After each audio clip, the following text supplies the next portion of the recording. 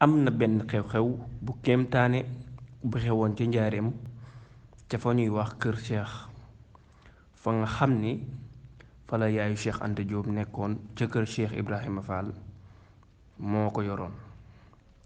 am nañu ñaari doom yu góor dañoo faatu ca ba ñuy nekkee ndaw. benn bis nag Cheikh Anta ànd na ak xale yi di dem ca teen ba nga xam ni moo nekk ca kër gu mag ca njaareem di rooti.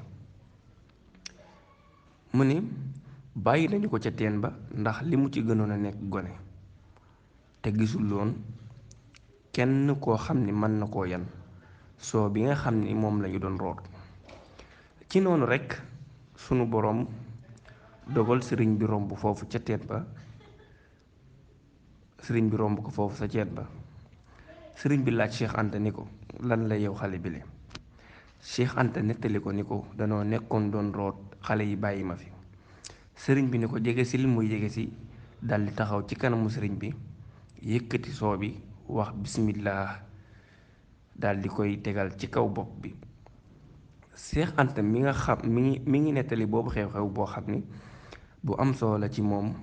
mi ngi wax ni bi ma sëriñ bi yenee soo bi ci laa tàmbale yëg li may yëg delluwaay bi alxumdatu bu sëriñ Moustapha Diop Koki.